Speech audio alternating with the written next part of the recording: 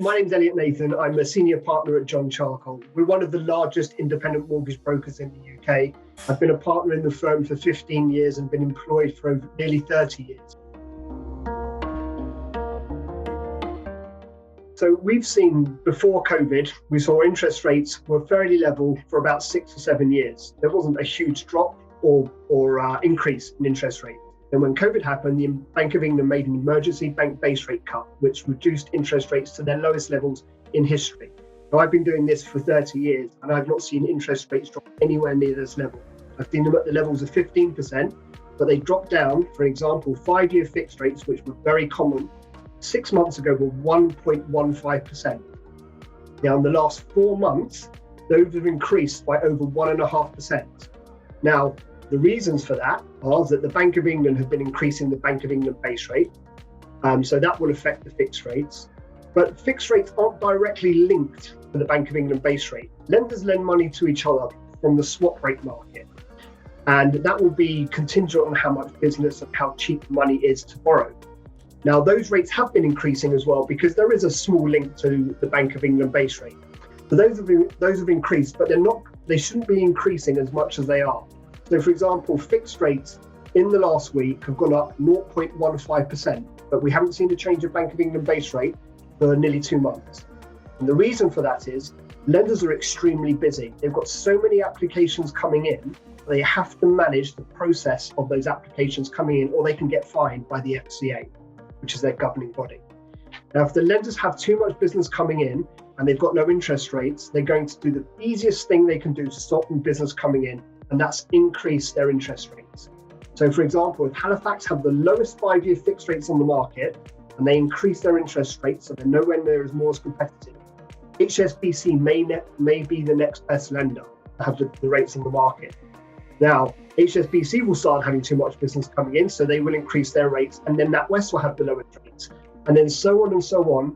Each lender creates a domino effect where rates are increasing purely because they've got too much business coming in. So now we're seeing 5-year fixed rates, which were 6 months ago 1.15%, being on average 2.75%. There's a big increase. But that said, and as I said at the beginning of when I was talking about this, I've seen interest rates at 15%. And in the last 8 years, they've been on average 5%.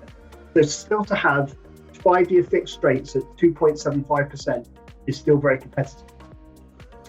I think that we're still going to see interest rates increase.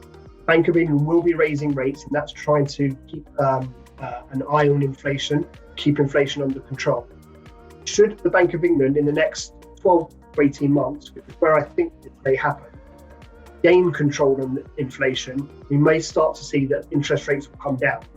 However, we do have a lot of external factors, which have not been factored in before. Brexit, COVID, and the ongoing Ukraine-Russia involvement is causing inflation to rocket. There's also meaning that we have external factors which were outside of the bank's controls now, which are affecting interest rates on the market itself. So my advice for anyone who is buying a property, if you think you're going to be in the property for at least 5 years, I would recommend taking a 5-year fixed rate, because 2.75 is a good rate to take. And what you don't want to happen in 5 years' time is when your rate comes off. If interest rates have still increased, haven't dropped at all, you may come off at rates at 4%. Take a 5-year fixed rate rather than a 2-year fixed rate, because it's going to give you security, knowing what your payments will be for the next 5 years.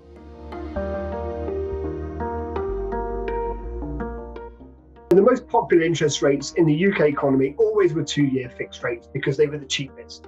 And because interest rates didn't move, it meant in 2 years' time, you'd come off your 2-year fixed rate and you'd remortgage onto another 2-year fixed rate, which was low. 2-year fixed rates always used to be 0.5% to 1% cheaper than a 5-year fixed rate. So borrowers are very much tempted by taking 2-year fixed rates. But now what we've seen is that all the interest rates are grouped together. 2-year fixed rates are higher than 5-year fixed rates. 3-year fixed rates are higher than 2-year fixed rates and 5-year fixed rates. Then the most popular mortgages being taken at the moment are 5-year fixed rates because they're the cheapest. And because there's so much uncertainty in the market, people are taking those to make sure that they don't have to worry about remortgaging in 2 or 3 years' time, where they don't know where interest rates may be.